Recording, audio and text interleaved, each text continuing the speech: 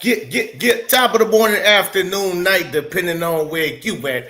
It's the Pope yours to do the most with my boy HG in the building, true Cowboys fan out of Houston, Texas. My boy Sports Junkie in the building. A lot of y'all who follow my channel, y'all know who Sports Junkie is. He covered Caitlin Clark content as well. Hoop Jargon, he covered a lot of basketball content as well. And today, we're about to talk about them Cowboys. Oh, yeah. The Pope has just become a new fan of the Cowboys with my old ass. Correct. And I'm going to explain how. I'm going to explain to y'all. I know that might be a little bit weird, but I'm going to explain how I just became a Cowboys fan last night. I was probably in the closet Cowboys fan a little bit because you love them or you hate them growing up. You know what I mean? Watching them. And back in the days, I was a big Barry Sanders fan, but I gotta say what's up, fellas, to y'all, man. Shout out to y'all, chat and everything like that. HJ, first question I got, brother. How long you been a Cowboys fan? In the chat, y'all can answer that too. Yeah, man. I've been a Cowboy fan since birth, man. So as Pope just let in with, I'm from Houston, so I grew up Oilers and Cowboys. You know, those are the two teams. I mean, you had to like both. You know what I mean? When the Oilers left, I tried to like the Texans a little bit, but I always stuck with the Cowboys. And I gave the Texans about a hot 7 years to try to be a dual fan. I let them go in 2010. So it's been, always Cowboys for me since birth, pretty much. Since birth. So you back in the days, because you come from the era of was you around when Tom Landry was around before he got booted out and Jimmy Johnson took over? Yeah, so that's when I was like a small. I'm an '83 baby, so small kid. I didn't really know who the coach was like that. I just, the Cowboys. My dad is a football guy, so he made me, like both teams. Yeah. Okay, Junkie. How you started messing with the Cowboys? Because you from Phoenix, right?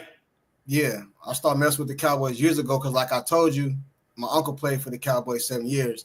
So practically my whole family is Cowboy fans. You know what I'm saying? So that's all I know is Cowboys. I don't know no other team. Now we got the Cardinals in Arizona, but I hate the Cardinals with a passion. So you know what I mean? Like I can't stand them, bro. And then when they Dallas come to the Arizona to play, lately we've been getting our ass whooped. So I've been having to deal with that. You know what I'm saying? But yeah, I've been a Cowboy fan since birth, kind of like he just said. All right, so no. Okay, so here go the funny part, man. How I just became a Cowboys fan. I gotta lay it down because I've been all over the place. I'm from Los Angeles, California, right? So you say, how you become a Cowboys fan? Or I started with the Rams, right? Started with the Rams, LA Rams, and then they moved to St. Louis on me. I rocked with them because Marshall Faulk, Kurt Warner, Holt, them boys rocked Greatest with them. turf. Man, loved them, right? And so I was still a Rams fan, but once they all left, I'm like, nah, St. Louis. I'm not rocking with St. Louis. And Raiders left, so I wasn't rocking with Raiders. They went to the Bay, and I ended up rocking with Tom Brady. Early in his career, first year winning the championship, I started rocking with Tom Brady and the Patriots, and rocked with him till he retired. Now, since he retired, I've been in limbo. I know the Rams came back to LA, but it's too late. They out of here. It's too late for them. Yeah, right. And the San Diego Chargers, to me, is the San Diego Chargers. You can call them LA if you want to. I look at them niggas like the San Diego Chargers. Okay? I can't root for them neither. Okay? So I'm in limbo when it comes to the NFL, man. And I watched the documentary America's Team last night. Thought I knew all I needed to know about the Dallas Cowboys. And boy, oh boy, I tell you, I say, you know what? The way Jerry Jones got the team and did all of that, I was amazed, man, and how he still keep them relevant. Even y'all ain't won nothing in 30 years. We ain't won nothing. We all in together. We ain't won nothing in 30 years. We in together. But they still top notch. They still so my next question to you fellas, HJ, is the Cowboys still America's team? And did you watch the documentary and speak on that, what you seen yesterday out that documentary? Yeah, I'm about 3/4 through. It just kind of reinforces what you already know growing up a Cowboy fan. And so To answer your question directly, are we still America's team? Absolutely. We've never not been America's team since inception. We're talking the Landry days. And some people like to kind of just discredit because we've not been winning championships. They say, oh, America's team mean you winning. Like, no, not necessarily. America's team is driving all the A blocks of every show every doggone Monday, right? Not even Monday, a slow Thursday. You lead in with what? Micah Parsons contract drama. That's going to be in your A block. You feel me? So we've always been as far as like the standard, as far as branding, as far as popularity, as far as the star players who shine the brightest. So yeah, in that vein, we've always been America's team. Probably, well, even here's what proves it. People were saying that the Patriots were America's team. As soon as the Tom Brady era ended, nobody talks about the Patriots anymore, right? It don't matter who the quarterback is on our side, we're gonna get talked about in that A block. Period. We America's team, so it's not even debatable, from my standpoint. Junkie, man, what piggyback off of that, man? We still America's team. Yeah, everything he just said, like he said, it don't really go off championships. Championships will be great. Super Bowls will be great. Can you imagine if America's team won the Super Bowl? It would be a difference than anybody else won a Super Bowl. And I give you an example, like he just said about the A block. I'll give you a perfect example. The Philadelphia Eagles, our division rival, won the Super Bowl last season. The very next day, they were talking about the Cowboys. It is no way Philadelphia would have got mentioned if Dallas Cowboys won the Super Bowl. It would have been all Dallas Cowboys, brother. You know what I'm saying? It's the team that everybody love, and it's a team that everybody love to hate. You got some type of Dallas content coming out your mouth, even if you're not a Dallas fan. As we got people in the chat talking about the Eagles right now. You see what I'm saying? So, like, this is what I'm trying to tell you, bro. You know what I mean? It's the Floyd Mayweather effect. You know what I'm saying? People go to him to see him win. People go to the fight to see him lose. But either way, you're going to spend that money. You know what I'm saying? And that's what the Dallas Cowboys do, bro. And a big part of that is for Jerry Jones, because he keep our name in the public with contract talk, with he gonna say something, brother. You know what I'm saying? Like, now we got the Michael Parsons Johnson. So to answer your question, yes, the Dallas Cowboys are still America's team. You know what I'm saying? And I don't see them not being America's team as long as Jerry Jones still here. Now, when he gone, it might change. I don't know. You know what I mean? But as long as he here, it's America's team, man. I'm glad you said that, man, because that's the next question I got, man. Does me watching that documentary yesterday, I'm like, man, he's responsible for a lot of the change and a lot of the good things that's happening in the NFL altogether. I wasn't up on game on that. So that's the next one. Does Jerry Jones get enough credit? Chucky, go ahead. You finish with that because you started it out. I think he get enough credit, but I think he want more credit than he like the old days. He got the credit, bro, because this Jerry Jones right here is not the same Jerry Jones of old. See, the old Jerry Jones didn't care. He'll go out on a limb and get whoever he needs to win. This Jerry Jones right here is about money. I think, in my opinion, he's more worried about money. You know what I'm saying? He didn't care about what you had off the field, going on the field. We got the Deion Sanders, the Charles Haleys. We can go back in the day to all these players that had like some type of issue coming to the cap. He didn't care how much it cost. He wanted to win. You know what I'm saying? And to show you he didn't care, he fired a Super Bowl champion in Jimmy Johnson, bro. Jimmy Johnson just won the Super Bowl. He fired him, bro. Now, how do you do that? And let me tell you how good that team was. They came right back, and won the Super Bowl like a year later. You see what I'm saying? Because that was Jimmy Johnson's team, bro. You know what I'm saying? Jerry Jones want all the credit. That's why he the GM, he the coach, he the owner, he all of them, bro. He's all of them in one, bro. So yeah, he want all the credit, bro. You know what I'm saying? But do he get enough credit? I think he do. But it's what have you done for me lately, brother? Those Super Bowls was a long time ago, and to be honest with you, I give Jimmy Johnson the credit for that. Go ahead, HJ, man. You agree? It's funny, man, with Jerry, he has his own circus going on in his mind that is not always, relative to reality. So you got to understand, like, people think that Jerry Jones, this oil tycoon that bought a team. Like, no, he's actually a football player. He's actually a guy who played with Jimmy Johnson at Arkansas, who played under Barry Switzer, right? So he has a football pedigree. And what people don't understand is if you play football, at a or any sport at a high level, you have a kind of a diluted, inflated sense of self, because you're just competitive. So Jerry, yes, he wants more credit for doing all the things he did. And let's be honest, when he first came in, he had the nuts to get rid of Tom Landry, which is, at the time, it just was blasphemy. I love how people, how they basically had the anecdotes, in Dallas. Because if you guys don't know, if you never lived in Dallas before, I lived in Dallas 4 years of my life. Now it's Cowboys and it's nothing else. In Dallas, bro, it's, you know what I mean? And so when he got rid of Tom Landry, you can see people in the moment reacting. They really hated that move. Jimmy Johnson, a virtually, unknown college winner, he brought in to show, hey, I can do this my way, right? So I think, to say all that, to sum it down to his root, I think he deserves a lot of the credit that he gets, also impacting the way that teams negotiate television deals and things of that nature, merchandise. Jerry Jones has like an exclusive right, don't get me lying, but to get a certain cut off the Cowboys merchandise sales. Like, so he's been above all these curves to get himself paid to put the Cowboys brand out there. So does he get enough credit? I think so. And then conversely, I think he gets enough criticism too, because as we've seen the last 30 years, I know was that Drew trolling in the chat. A lot of his ways ain't been working for 3 decades. We can't skirt around that either.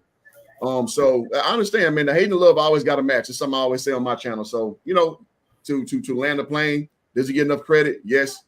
Sometimes people overlook some of the things he does and not give enough credit. Yes. So it's kind of I'm talking out of both sides of my mouth, but that's reality.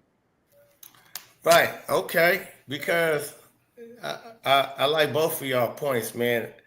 I'm giving Jerry all the credit, man. Jimmy Johnson ain't getting shit.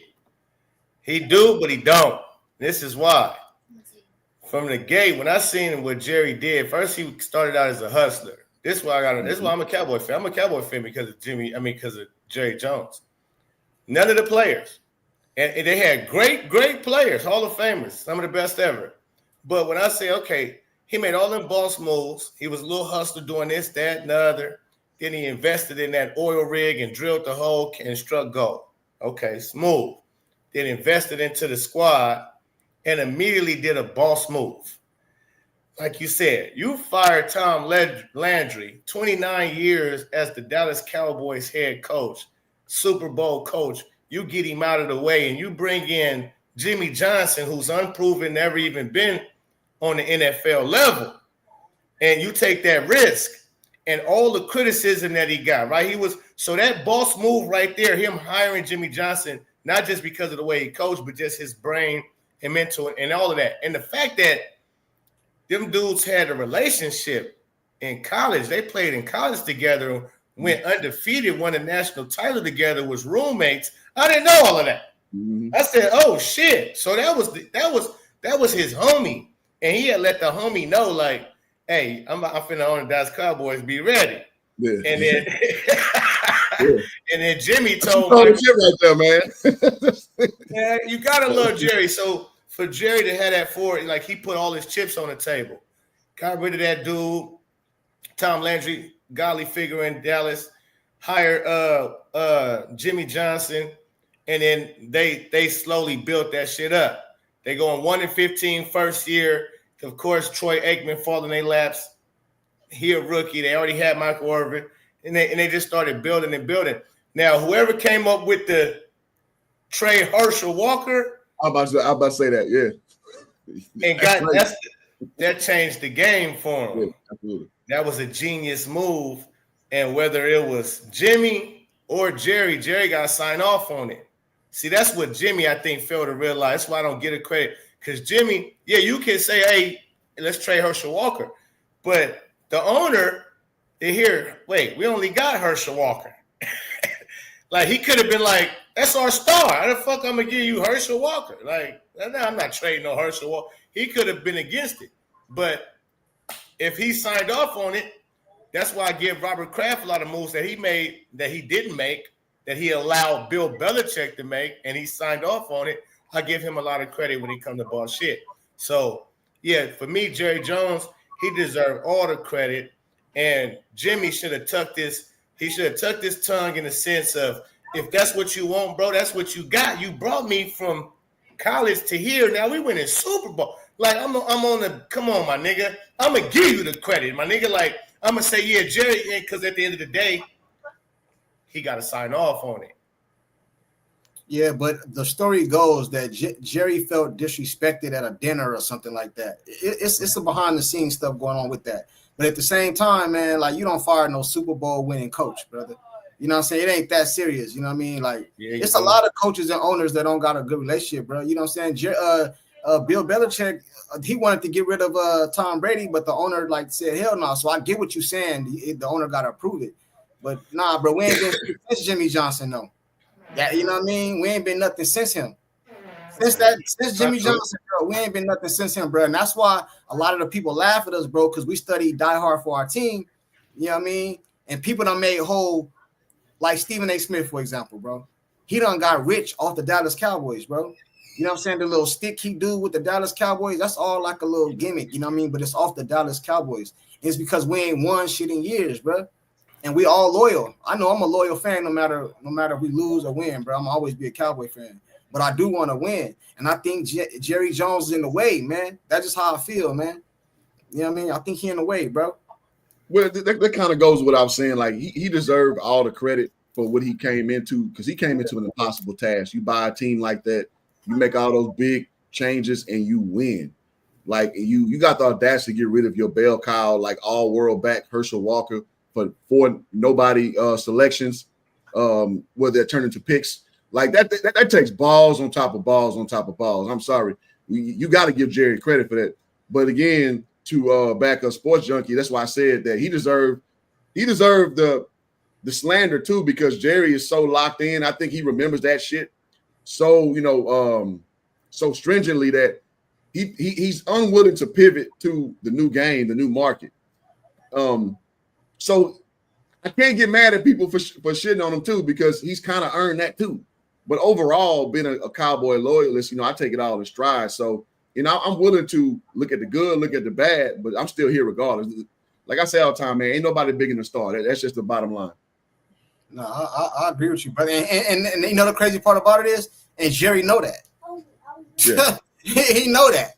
You know what I'm saying? We got probably the most loyal fan base out of the whole National Football League, bro.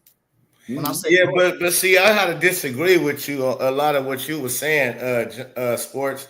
I gotta disagree, bro. When you say that you didn't win nothing after him, yeah, they won a Super Bowl after Jimmy. But that was with Barry Switzer. That was with Jimmy Johnson. Listen, I understand that, bro. I'm with all that. But that was with Jimmy Johnson team. No, it don't matter. No, it's Jerry Jones's team. It's Dallas Cowboys team. The Cowboys won after Jimmy left. They won. A lot of teams don't win no longer. Like okay, for example, New England Patriots probably would never win again. Yeah. Right? So they won right after. You could say with whoever's team, you have to you know how hard that was for Barry Switzer to come in, and he got a whole different way of getting down than Jimmy and still have them play at a high level, still get their best, and especially with all the newfound celebrity that they got. That ain't easy. That ain't easy, brother. What Barry Switzer did, look, you got to tip your hat off to him because he did it how he did it. And again, like, we can't blame that all on Jerry when the team ain't been succeeding, because he didn't put together teams after teams after teams, players after players, to where you would think, even the outsiders would think they got action. But for some reason, they just seem not to get over the hump in these last 30 years. So what you think? Like, what's the problem? On why they can't get over the hump? Because y'all been having teams from the TOs to Tony Romo's to down Dak Prescott. Go ahead. Yeah, there's about 3 years that stuck out to me where we had a team that could have really do something in modern Cowboys history. 2007, the TO, like you mentioned, and Roy Williams on the other side. We had the three-headed monster at running back. I thought that was a good opportunity. Then we had our second iteration of three-headed running backs with DeMeco Ryans, them in 2013-ish, I want to say. That was a good year. The problem is we didn't have cohesion with offense and defense. Like, our defense has been spotty. Offense, and i.e. the Tony Romo years, didn't have the defense that we're seeing this iteration of the Cowboys. And if we remember things in context, when the Cowboys really popped off, that's when you brought in the big degenerate himself, Charles Haley, he basically was the person to bridge up all that offensive talent. You can talk about the triplets all day, but Charles Haley muddied stuff up on that side of football where it wasn't no easy way coming through Dallas. And we really haven't really had that since then. It's been the problem. So to answer your question, I think not having the trench work on defense has kind of been our hindrance. I mean, we had some outside rushes, DeMarcus Ware, D-Law, currently Michael Parsons, maybe we got him right now. So, I mean, we got pieces. It's just, but if you look at the minor errors from, the last year, I would say 2016, Dak's rookie year, that was a year we could have done something as well. If you guys remember Zeke coming in, blowing the doors off, Dak playing out his mind. We lost a shootout to Aaron Rodgers in Green Bay, right? So, I mean, but the problem is we couldn't stop a nosebleed. And we scored too early. I remember we scored too early in the fourth quarter. I was like, they gave Aaron Rodgers like a minute 12. I was like, that's way too much time. And he came, threw the ball to the famous catch, knees to the ground, field goal, let's go home. So I think us offensively, Jerry has prepared, Cowboy fans with more than enough weapons. It's just defensively, we're not able to control football games. And I think that ultimately you're going to have to be able to do that if you're going to win at the next level. Hey, shout out to Drew. Shout out to everybody in the chat, man. Miss Matrix, Robert Simmons, Ready Red. Drew got a question for us, fellas. Let's answer this question real quick. And Sports Junkie, you can go ahead and cook up. I have a real question for y'all. If Jerry has real pedigree, will he win another Super Bowl while he's the owner? I don't believe. Listen, back to what he was saying is kind of piggyback off that. Okay. Jerry Jones has put together teams, man. That team with Zeke and all them, that was a Romo built team.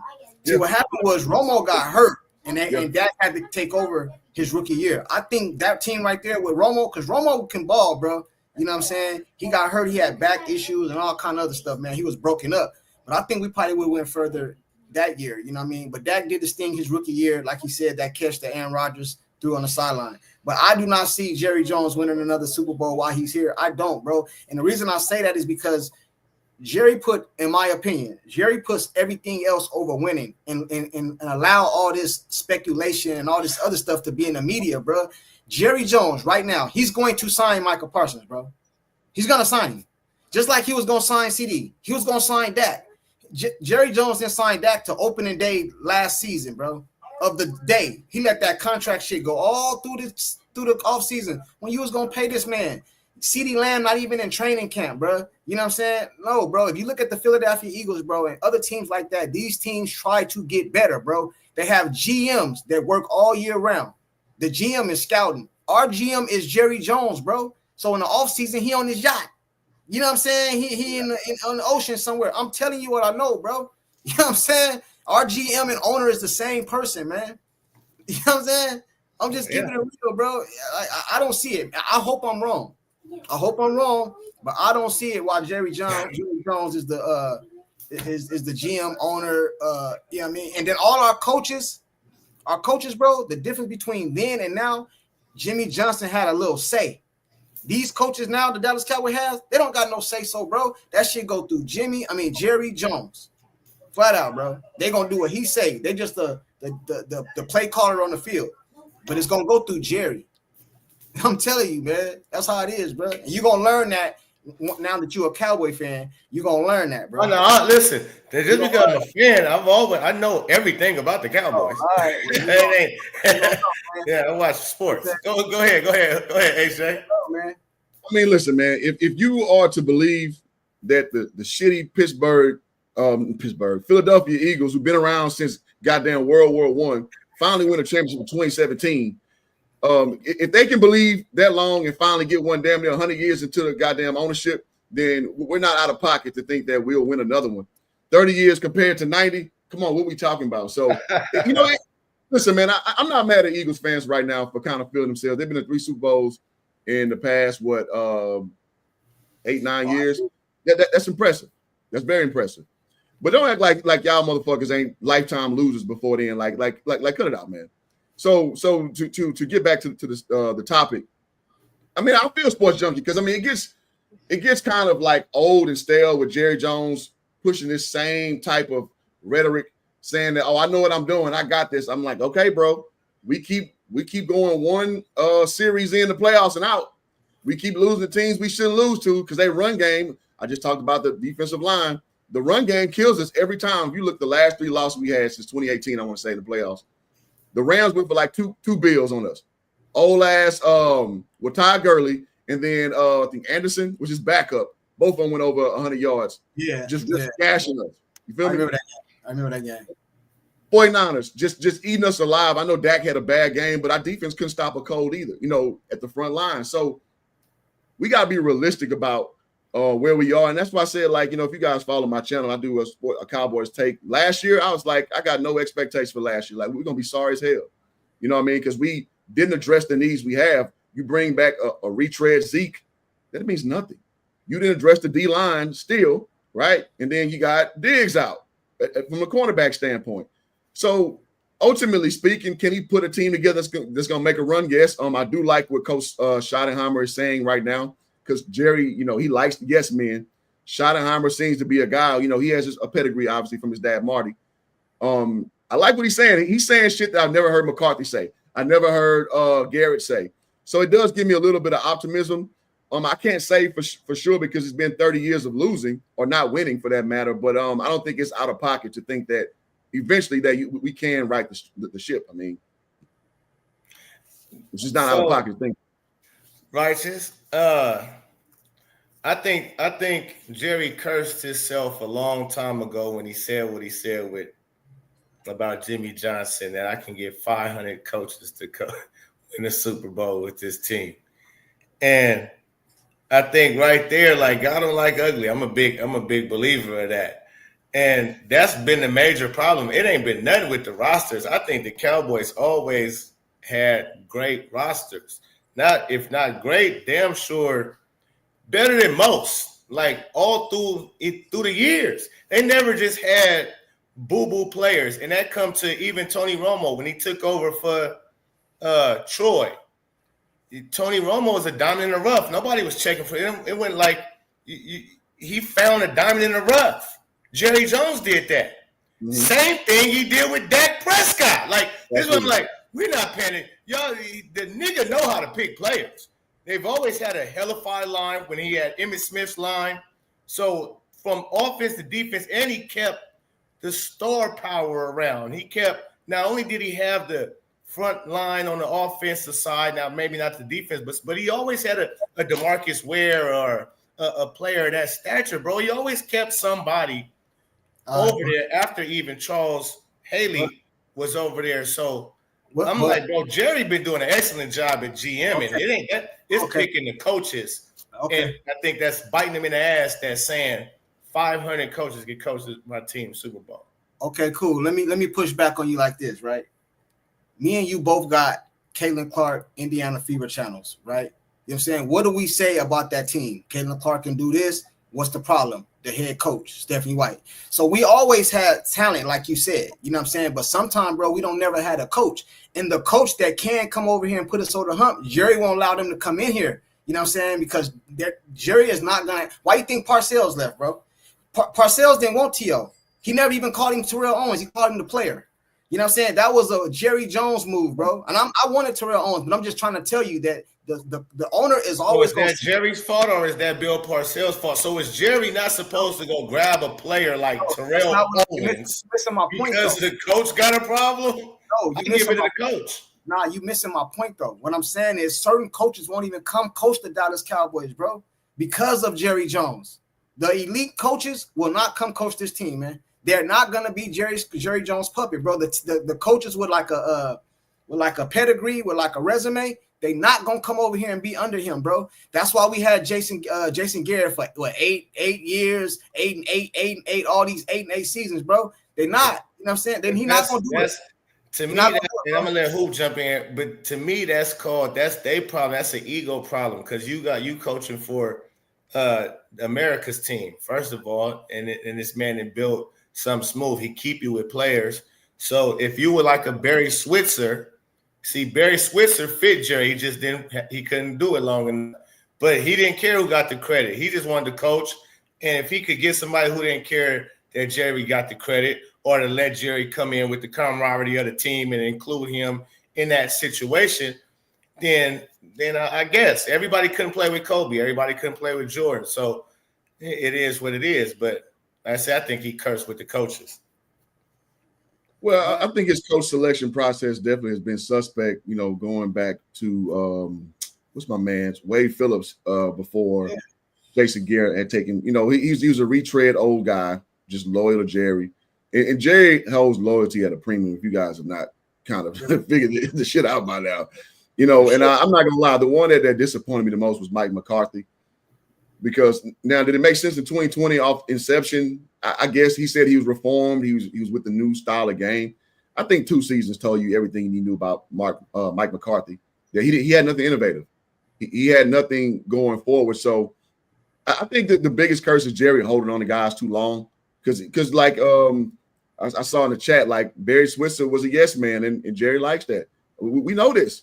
Like his whole resume shows he liked yes men. If you push back a little too much, he can be like, fuck you, this is my shit. Yeah, how dare you? How dare you? And listen, if I own a business, I own a home, it's only so much I'm going to listen to somebody else who's so-called beneath me. It's my shit at the end of the day. So it's to the fault and it's to the success too. That's why I'm consistent with my messaging. When it works out, great. But when it don't work out, you deserve to smoke too. So ultimately speaking, I think, and again, I'm not trying to be a biased Cowboy fan because I really get upset behind this team. And I try to curtail that by being realistic. I think where we are right now, you got the right mix of young mind plus pedigree plus Jerry loyalty. And I think it's the right mix. I would love to, let me land the plane here. I would love to have seen us take, what's my man at the Redskins? He's our D coordinator. Damn, his name escapes me. Oh, I would love. Yeah, I can't think of his name. I don't know why. Quinn. Dan Quinn. I would have loved seeing Dan Quinn get the shot, but I mean, it didn't happen that way. It is what it is. But I think that he got it right with this one. And will bigger coaches want to come to Jerry? No. I mean, they know what they signed up for. You're gonna get a dude in your ear from an ownership standpoint and from a GM standpoint. And as you know, as a head coach, those are 2 most annoying places to be told what to do. So yeah, I mean, the chat is right on that. So we'll see how it goes. But yeah, I mean, big guys are never going to come to the Cowboys as long as Jerry's at the helm. Yeah, but look at the coaches and stuff that leave the Cowboys, what they gonna do. Quinn left the Cowboys, went right over to Washington, went to the damn national NFC championship. The other coach that was our offensive coordinator and he was the offensive coordinator for the Philadelphia Eagles this year. I can't think of his name right now. He went right over there and won the Super Bowl. And then after he mollywopped us with the Saints? I think it was the Saints, right? Saints that dogged us like that. That's what I'm saying, bro. It's because you don't have no say-so with this team. You don't, bro. You the coach, but you do not make no decision, bro. A owner is supposed to hire his GM and let him make football decisions. That do not happen with the Dallas Cowboys, man. Everything. So let me ask you real quick, sports. Sports junkie. So do you think he tells the coaches how to coach? Like yeah, run and bro, listen. Yes. Okay, let me give you an example. Bro. I don't know if you watched last season. Ezekiel Elliott was an old running back. He came in the Cowboys. He was doing this thing, bro. He left. He went to the Patriots. He came back. You know what I'm saying? He was not getting that much playing time, bro. We had Rico. Not Rico. Who was yeah, it was Rico. It was Rico. Yeah, Rico Dowd was our call. Bro, Zeke went out there and said he wanted more playing time. All of a sudden, Rico hurt, bro, or he sick or something like that, bro. That's Jerry Jones, man. That's Jerry. You don't remember that? What you think about that, Hoop? You don't remember that? You said Zeke wanted more touches, then all of a sudden Rico was hurt. Is that what you said? You don't remember that last season when Zeke came out and said, I forgot what he said. I don't want to misquote the man, but I forgot what he's saying. But the very next game, Rico was over there talking about he hurt, bro, or he's sick. And then he came out and said, "What's nothing wrong with him?" That was Jerry Jones, man. Go do the research. I'm trying to tell y'all what happened, man. I would say something like that's kind of hard to prove. I'm not saying you're wrong. It's just kind of hard to prove. I guess it didn't really talk. It didn't pop into my orbit to me really to follow it. It made national news. It was all over the news. Okay. He just didn't come in my orbit. My point is that was Jerry Jones because Zeke is Jerry Jones' guy. Man, when Zeke was a rookie, Jerry Jones went to bat with the NFL for Zeke all the time. That's his guy. You know what I'm But saying? that's not his guy to the point. He let that guy go. So Right. he just let He him should come have. back. He Yeah. just let him come back. It's not his guy like how you saying. He's not about to do it. No. Again, that's out there. That's kind of out there. That's not no facts behind that. It's nothing to that really. It's like, oh boy got hurt. He probably got hurt for real. And that's why Zeke. He said he was sick. Go do the research, brother. Well, he might have been sick, bro. He might have been sick. I don't think that was Jerry Jones. Again, me personally, shout out to this $10 super chat from Suave D. It says, good to see you back, Sports Junkie. Salute to you. Salute, man. Yes, sir. And so I think I think it's more like he's controlling it. People not used to him being a GM, the owners being a GM. They're not used to the owners being a GM. That's not usually what the owners do. So they quick to criticize him when shit go wrong because he is the GM, he's the owner, he's this. But Jimmy Johnson never had that problem. He never said like his problem with Jerry was him trying to coach the team. He said his problem was he wanted to take the credit off the players that they got on the team. And so I don't think Jerry Jones is trying to tell the coaches how to coach. I think people got a problem with the fact that he's all of the other things, the GM, the president, and he calling all the other shots. And they don't get to really get the see. Bill Parcells, he used to say he liked to buy his groceries and cook them too, meaning he want to pick the players. And that was their problem was he didn't want T.O., Jerry wanted T.O., and Jerry got T.O. And he like, bro, so you going against me? I don't want to coach this dude. But that's the problem. So I don't think it's Jerry like, because to me, like, Bill, you got a problem. You don't want T.O. on the squad, and we need a receiver like that. Like, what I'm saying is this, man. I agree with what you're saying. This is all I'm saying, man. As an owner, okay, you want to pick the players, cool, no problem.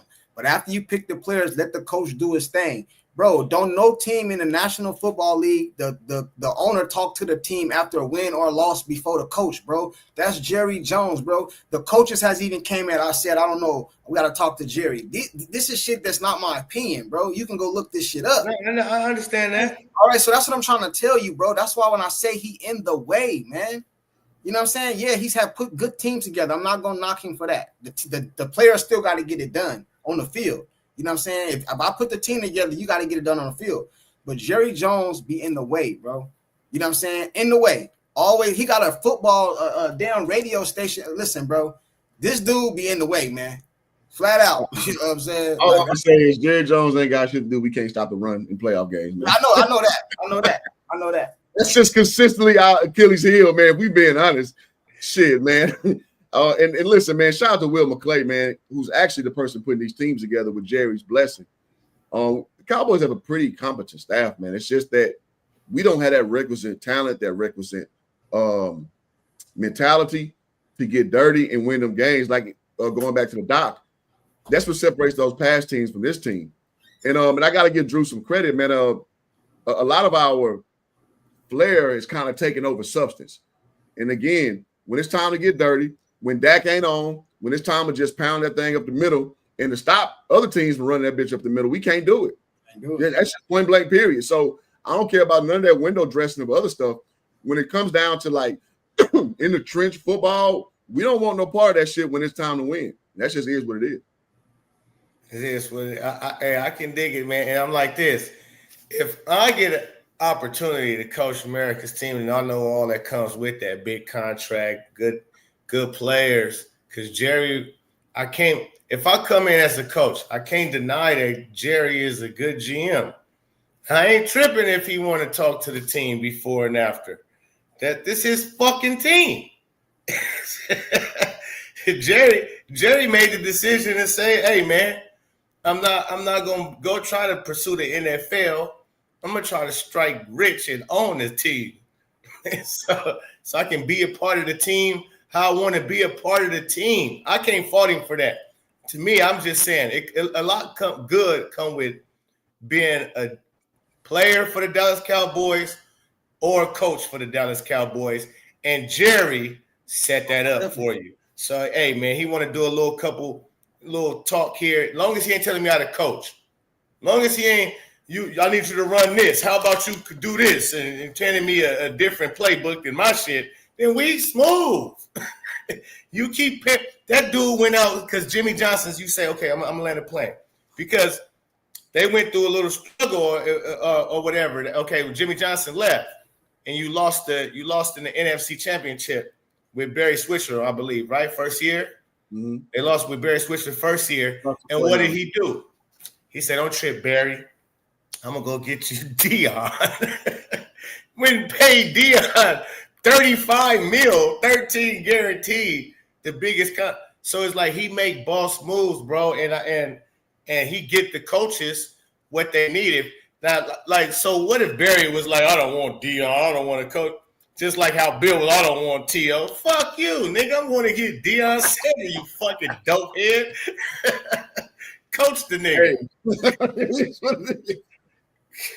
Well, I think that's a good point though, because we can point out all day when it don't work with T.O., but when it works with Prime, I mean, you gotta, hey, listen, because that's the dude. Charles Haley, crazy ass. Charles Haley, hey, sometimes it works, sometimes it don't. You went and got Greg Hardy in 17? I mean, sometimes it don't work with that approach, but sometimes it does. Shit, you gotta. That's what I said when we first started. I said that Jerry Jones is not this Jerry Jones. It's not the same person, man. That Jerry Jones didn't give a damn. He'll go out and get whatever. This Jerry Jones is more money motivated. He's more conservative. I agree with that. That Jerry Jones right there did not care, bro. He don't care. This dude right here, he want to be on TV, bro. He want to be in front of the spotlight, bro. He want to land helicopters on the practice field. He want to be in the spotlight, bro. That is not the same Jimmy Johnson. You know what I'm saying? Just like Pretty Boy Floyd is not the same as Money Mayweather. Pretty Boy Floyd used to beat people up. Money Mayweather was about money. He run around the ring. It's the same thing, bro. That dude Jerry Jones back in the day, bro, he would try to win. Now he don't. That dude don't care, bro. I do want to make money. I would say though, this is an iteration of Jerry with a big dark period in between us winning those three. Because if you remember the Quincy Carter through the Chad Hutchinson and all them bum ass quarterbacks we have all the way to Romo, and that shit was rough. And that was a big growing period for Jerry, huh? Drew Henson, all them. Oh man, we Drew Henson came from baseball and started for the Cowboys at quarterback. Jesus, if you guys don't know who Drew Henson is, he's the guy that Tom Brady backed up in Michigan. Yeah, right. We went through some tough times, and Jerry was still trying to splurge during them times, and he learned to kind of be more conservative. So what we're seeing now is a metamorphosis from splash, splash, splash when he started to like, all right, this splash and shit ain't working. So let me start being more contract friendly. So it's interesting to see if he's evolved past that, because it's been a rough process since 96, you know what I mean, to where we are now. Now I would say we probably from 96 to about 2006, we became a competent football program again. Like, because in that 10-year frame, we were just trying anything. I mean, that win was like our best player at one point on defense. Like we were pretty horrible. Barry Church days. Jesus Christ, we couldn't stop nothing. You feel me? So with all that being said, I think that this is more also a Stephen Jones arc too, because I think he has a lot more say as well. How good Stephen Jones is, I can't call it because he ain't the head honcho, but I think Jerry listens to his son a lot. Yeah. So it's just kind of hard to judge it all the same because he's gone through so many iterations and so many different forms of himself. I'm hoping he's kind of put all the things he's been together, and maybe we can be something going forward. I mean, time will tell, but that's just how I look at it. Jerry Jones said, "You don't know the check our right to get a Super Bowl." That's what Jerry Jones said. That's what Jerry Jones said. You know what I'm saying? He also said, "Don't nothing come in this organization or do nothing unless it come through me." That's what he said. That's out his mouth. You know what I'm saying? Mm-hmm. So I agree that Stephen Jones got a lot of input, but don't none of them dudes. Hey, Jerry, he said it again the other day in the interview. Like, I'm trying to tell you, Jerry, if you listen to Jerry Jones talk, he will tell you everything you need to know. Now, let me tell you something else. Ain't nothing wrong with that, though. I don't see nothing wrong with it. Bro, yeah, it is, man, because it's a lot of coaches we could have had. It's a lot of good GMs we could have had, bro, that have come in that could have turned this team around. Like who? Bro, it's a lot of coaches without Bill Belichick was out there. I ain't saying grab him, but he was out there. He didn't even call him. Hey, the last year when we needed a running back, our run game, for the Baltimore. He said he would come to He didn't even call. I ain't saying bring him. He didn't even. Derrick Henry. Derrick Henry, bro. He said he wanted to come to Dallas. He live in Dallas. He trained in Dallas. That was a huge mix up, bro. He didn't even call him, bro. That's what I'm trying to tell you. Listen, man. And sometimes you roll the dice, you miss, right? But you can't say, okay, so look, Bill Belichick, it don't match him. That don't match him. Why would I call a nigga who's used to being a GM and everything? That's the same as Bill Parcells. I would just be hiring another Bill Parcells. I need a coach that just want to coach and don't give a shit about. He trusts me enough, because all the other coaches, you got to trust the GM, right? So if the other coaches, they got GMs that make these decisions on what players to trade, pick, so on and so forth. And the coaches might have a little say-so in it. Same thing goes with Jerry. Okay, he's the GM. So he's making the trades, the picks, and I'm going to put my input in. But at the end of the day, I'm going to either trust my GM/owner to give me the players I need to put a winning team on the field, right? To compete around this motherfucker. And you can't say Jerry don't do that. That's what I'm saying. He go even nowadays, like Doe say, the salary cap era Jerry. Yeah, but he's still giving niggas the biggest contracts. Niggas got the biggest contracts on his team, from Dak to CD, about to be Micah. So he's still giving you he's still doing all he can do. And he probably couldn't afford Derrick Henry with knowing he got to pay Dak, CD, and Micah. He can't afford the nigga, bro. Bro, listen, I'm trying to tell you. Derrick Henry only wanted, I think, $8 million, I believe. I'm not mistaken. That was him, bro. It's not about getting him. He didn't. You know what he said? You know what he said? It got to come from the other side. So that's what I'm trying to tell you. Jerry Jones, he believed he is so big, it's disrespectful for him to reach out to another player. I'm Jerry Jones. I'm the Dallas Cowboys. Y'all need to come through me. That's what he said, bro. It's on record. It's receipts. He said that got to start from the other side. That's what he said. Derrick Henry. The other side of what? To do what? Bro, the negotiations have to start from the other side. That's what he said. Derrick Henry was out there. We needed a running back. He didn't even call the man. Didn't even call him. Why would I call if I know my books? I got money, too much money tied up. Derrick Henry cost money. No, he did. All right, man. All right. He didn't cost money? I'm gonna leave it at that. We had the money to pay him, bro. Hey, Kinfo, can you help? Am I lying? No, so on this Derrick Henry topic, Jerry did swing and miss on this one, because it was him available, it was your boy Joe Mixon available, and Saquon Barkley with big three running backs available at the time. And we swung and missed. Mixon a little too young. We couldn't pay for him. Saquon couldn't pay for him, obviously. But Derrick Henry was attainable. So what logic says is we could have made a few moves. I think he wanted $6 to $8 million, which wasn't a lot.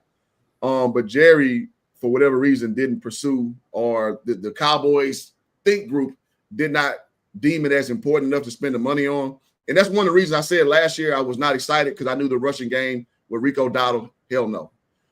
So yeah, now we did swing and miss on that one, and Derrick Henry goes to be the leading rusher in the NFL. We swung and missed on that. That's what I'm trying to say. It's not about him signing him, Kinfolk. It's about he didn't even call him. And then he said negotiation got to start on the other side. That's pride, man. That's pride. What does that mean for people like myself? What do you mean by that? I don't know what you mean by the negotiation got to start on the other side. What do you mean? They got to call me. I ain't calling. He had that bad bitch syndrome. You got to come talk to me. Right. Well, listen, if you an older player, this is what you gotta understand. Derrick Henry, it was a shock that the nigga led the league in rushing last year, but it wasn't a shock. It's like it's no telling what he was gonna give you last year, because he old and he done ran the ball a whole lot of times. So it ain't no telling if this might be his last leg. It ain't no telling. And when he goes and have this type of season he had last year, you got to understand a lot of that equates to having Lamar Jackson as your quarterback. when a lot of that, so they would have been able to play him differently. Defenses, don't come out with Dak Prescott as your quarterback, other than Lamar Jackson, because you got to worry about Lamar Jackson. I guarantee you, the teams was more worried about Lamar Jackson running the ball than Derrick Henry. Guaranteed. Maybe, but at the same time, Guaranteed. I'm cool with all that. I'm cool. Hey, everything you just said, I'm cool with. But then don't come out and tell us we going all in. See, he said he going all in. He came out and said we going all in. You know what I'm saying? And then he proceeded to do nothing, bro.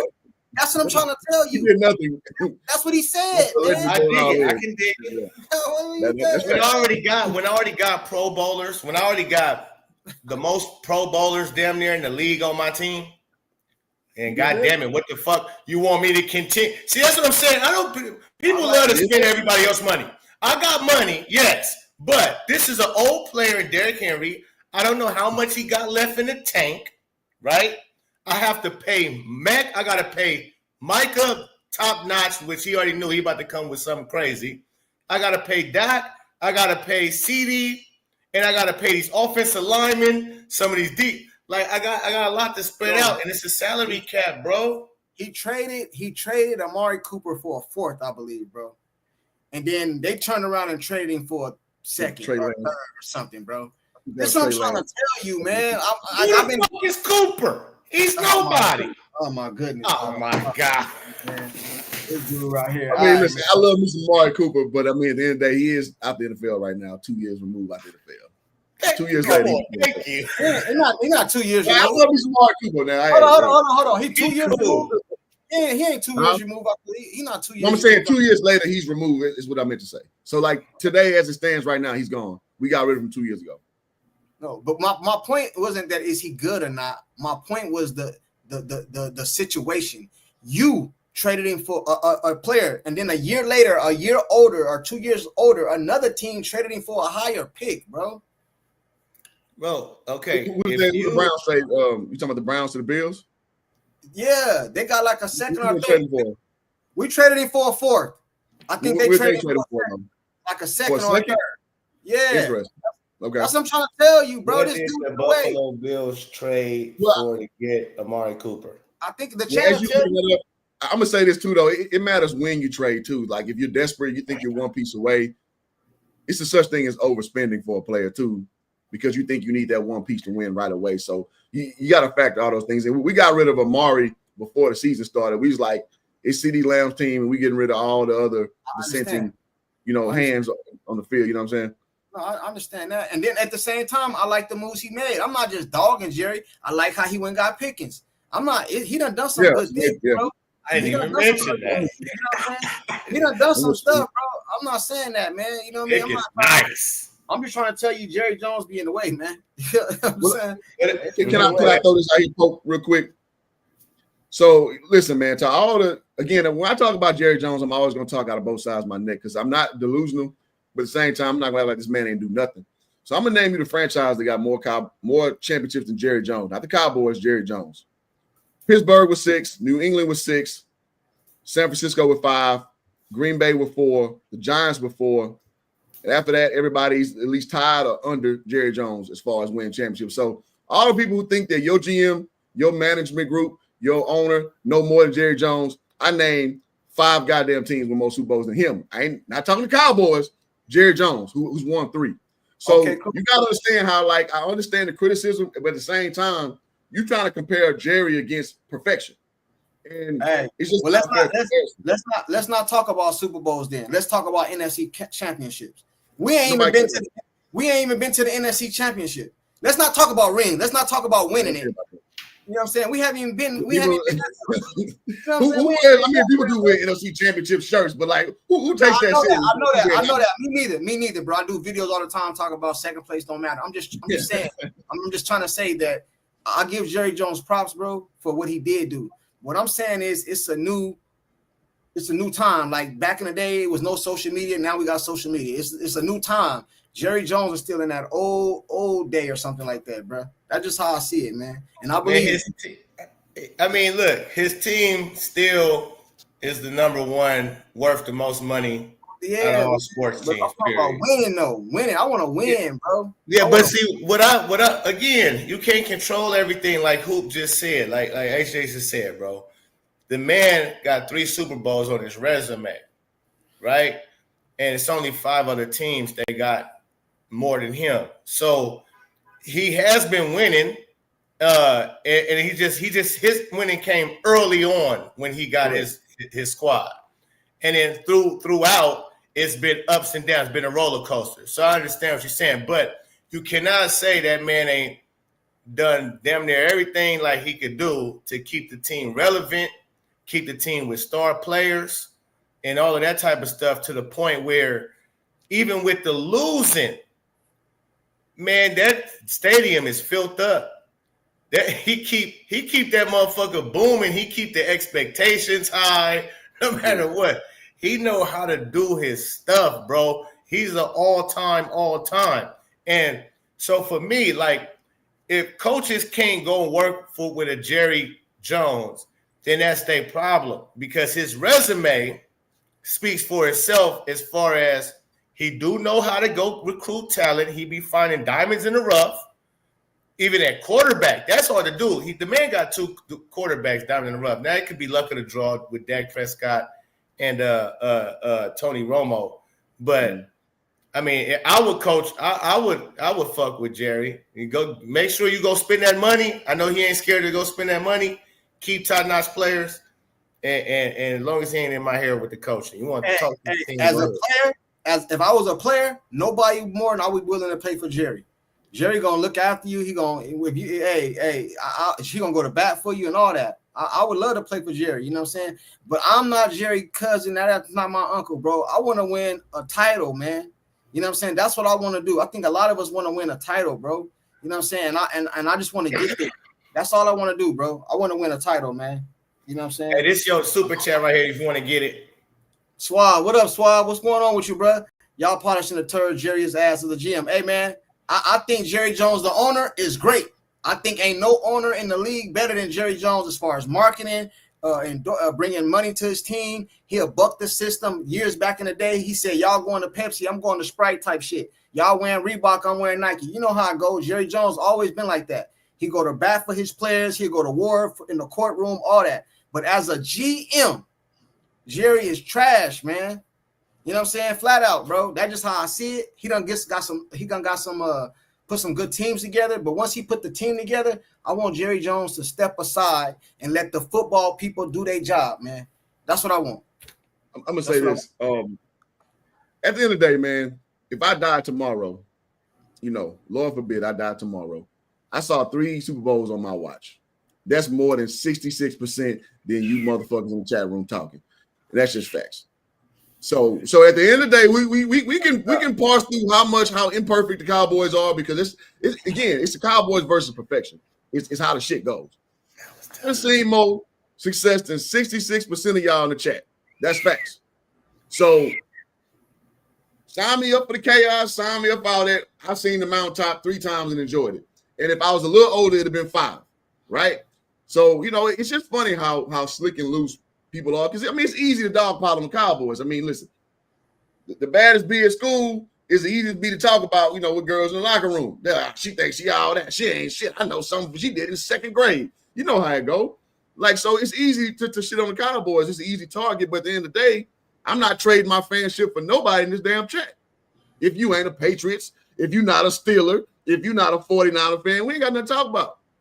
If you ain't a Packer fan, we ain't got nothing to talk about. So, I mean, that's cool. Y'all can keep them Twitter fingers going. But at the end of the day, I've seen more success than 66% of y'all. And I'm okay with that. Being a not delusional Cowboy fan, I'm going to call it down the line. But, I mean, when y'all get too far afield, I got to rein y'all back with damn reality, man. With you on that. Cook y'all Eagle fans and all y'all naysayers in the chat, man. Hey, 2 championships since 1933. Man, quit playing with me, man. Get the hell out of here. So, can the Cowboys win it all? And I should have kept this a little bit longer. Can the Cowboys win it all, you think, while Jerry Jones is still at the head? Which he probably, time is, you know, time of the essence. I think we can win it all. I think we got a good team this year. I didn't see on my Cowboy channel, bro. It's a lot of us, man. So we linked up. We did a debate. It was a team weapons versus team trenches. I didn't like the draft before the draft, but then after the draft was over, I'm kind of satisfied with the draft. Like I said, we went out and got Pickens. I'm a huge Dak Prescott fan.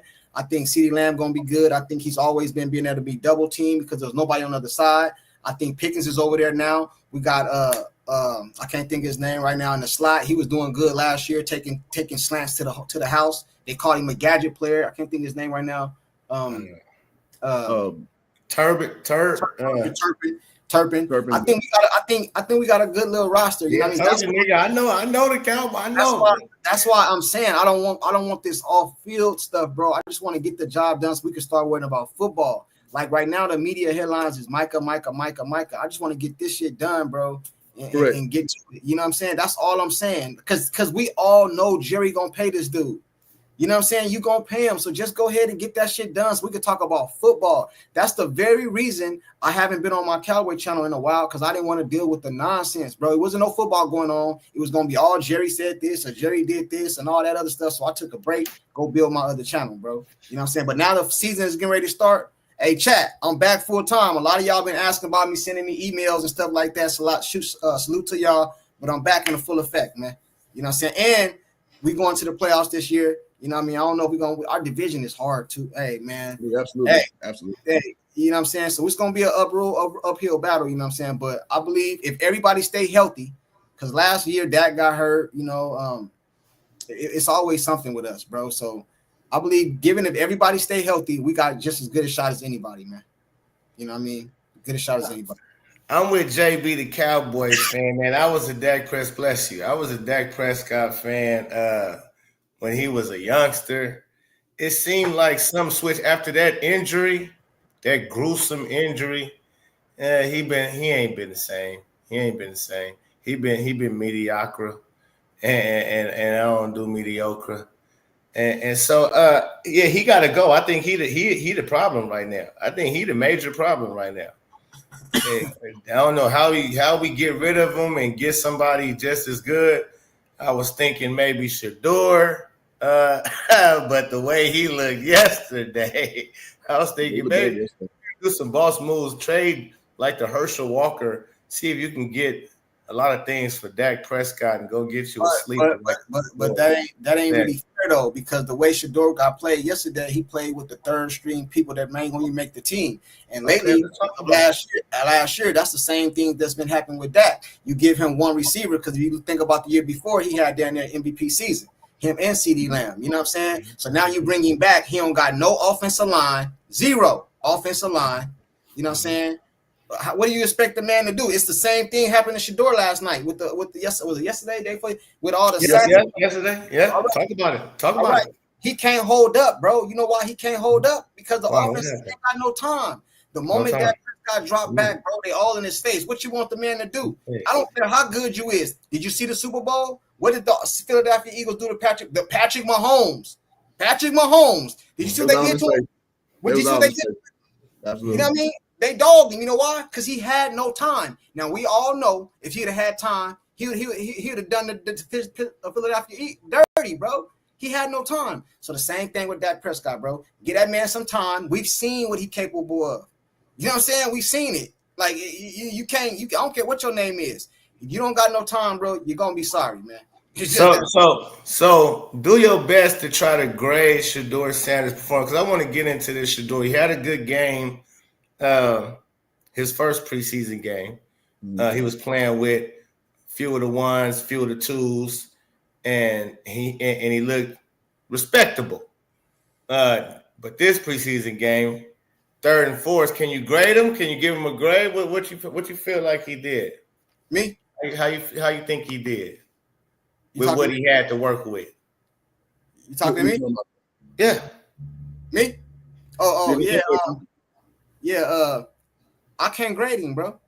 Only way you can grade a player is I can't grade him, man, because the only way you can grade a player is you put him out there with the first string players, bro. You know what I'm saying? You can't be sending your wide receivers 10 yards deep, bro, when you know the offensive line ain't gonna hold up 2 seconds. So how can I get a man a fair grade? You know what I'm saying? I gotta see him with the same. What's old boy that was in the game yesterday? All right, hey.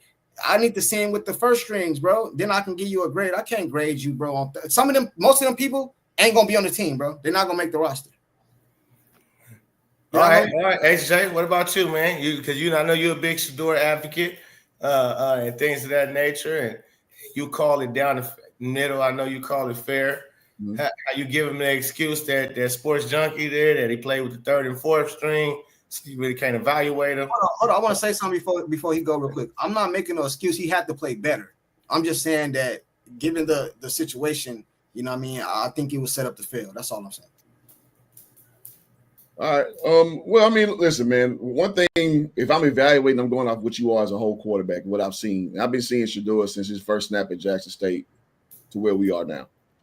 If I were to give him a grade yesterday, I'd give him a C minus. To Sports Junkie's point, and this is what I brought to you, Pope, kind of in the same realm, is that he looked good to me the first game because he played with the twos against the Carolina Panthers ones. That's something you can glean off of. Like, he didn't have Judy out there. He didn't have starting running back, starting O-line, and he played well. Right? So he showed that he has a way to go through his progressions.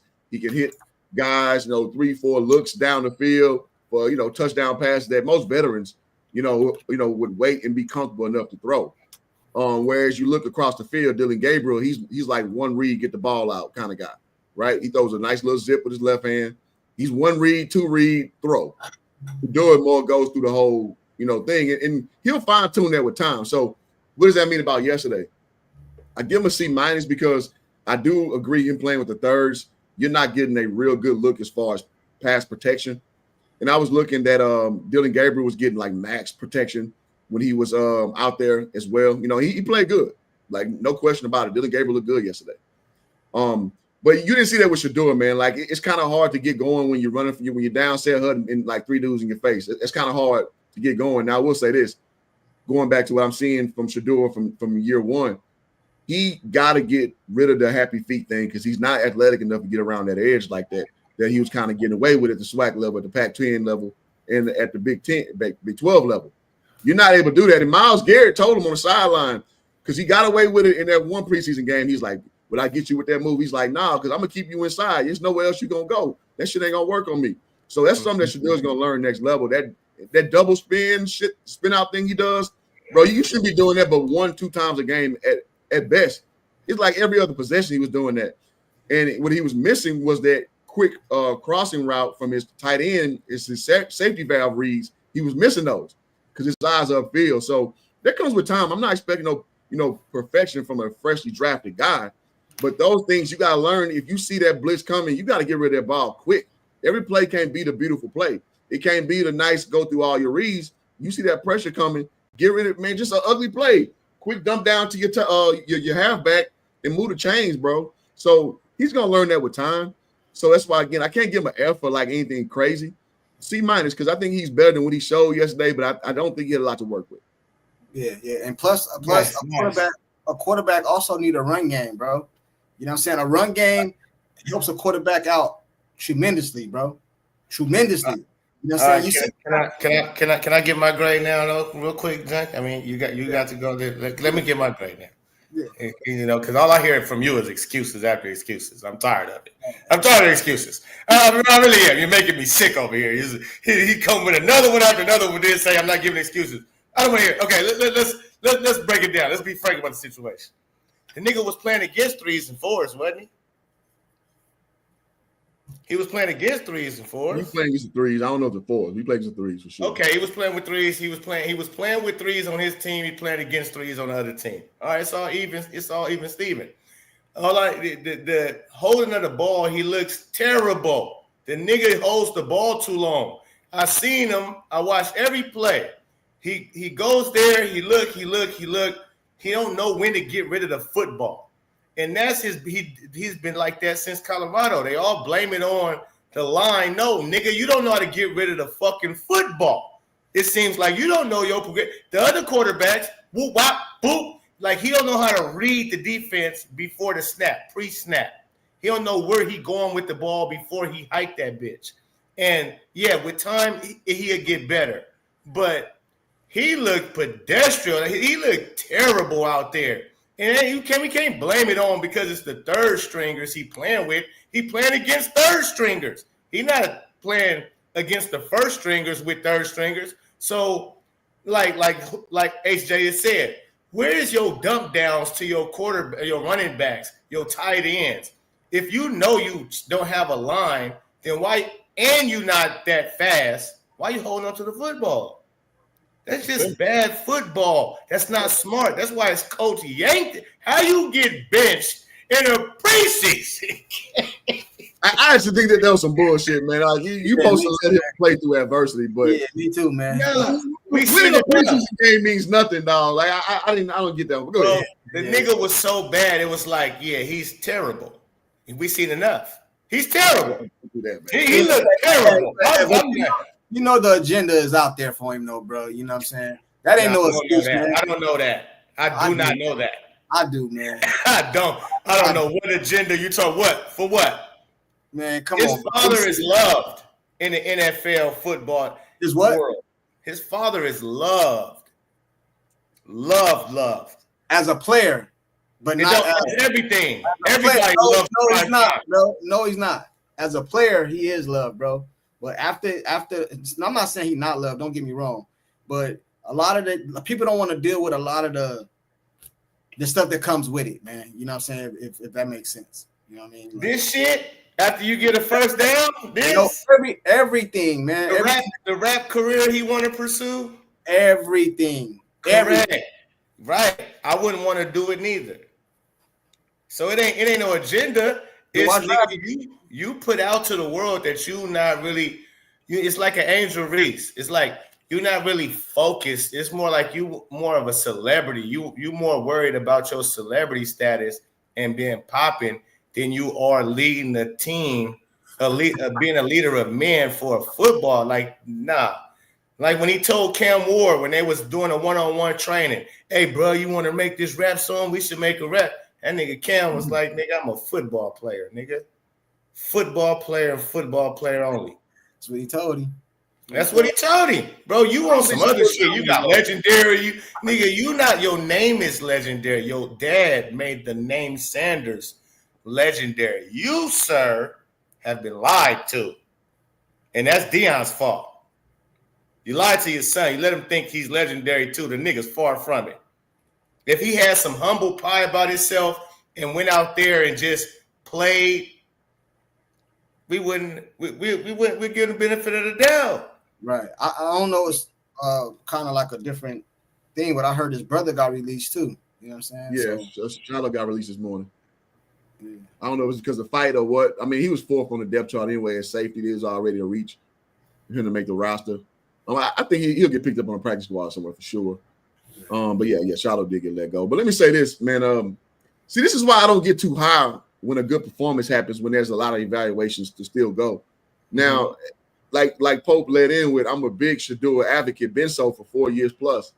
So when he had that good game, I didn't get over my skis of just, oh, it's one of the greatest performances I've ever seen. I'm like, a lot of people expect yes, because that train come back around, dog. Like, so if you're gonna evaluate, you got to stay in there and know you need to see a complete body of work before you really know what you're looking at. So I never got too high on that first one. I saw some people doing it, especially black people. Let's keep it real. I'm like, man, y'all hit the brakes, because if you go out there and stink it up next game, then y'all gonna be emotionally all over the place. You feel me? So when he got hurt last week, some people are like, oh yeah, see, that's chance so Gabriel, he sucks. And Gabriel, he had a not so great. I would give him like a B- of last week, throwing with the pick six, but he still looked good when he got his feet up under him. He was throwing some good strikes. So it's like, don't love too hard, dog. Just trust what you see, trust the evaluation process all the way through, and you won't look like a fool. So I know a lot of people,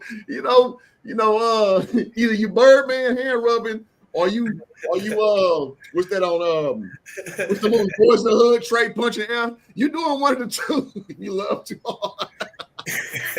You doing one of the two, man. You gotta let it play out, man. So I'm just really big advocate, especially for young players. You got to let the whole thing play out. So I can give him a B+ from game one and C-, knowing that, okay, I got to see him again. Let me watch him again, because you can't – just think about one preseason where we've been so gung-ho about a quarterback. Can somebody tell me last time we've seen this type of harsh, in-the-moment evaluation for a rookie quarterback? When the last time we seen this? Tebow.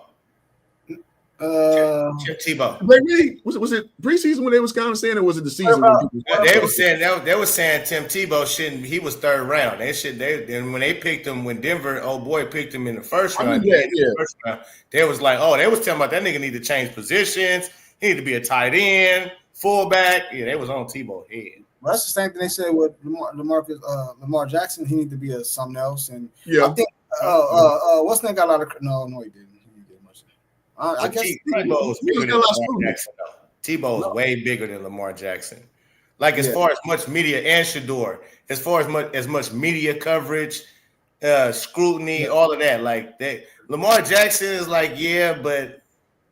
So my point is, it's few and far between that you get this much scrutiny over quarterback evaluation this early. So that's why I'm just saying tap breaks, man. Like you don't have to get too high, you don't have to get too low. I mean, if you're hating, if that's what you choose to do, that's cool. But you don't know the full story yet because there's not enough information out just yet. I think he's gonna be all right though. I think he makes the team for sure. He locked in. Mm-hmm. All 16 big quarterbacks.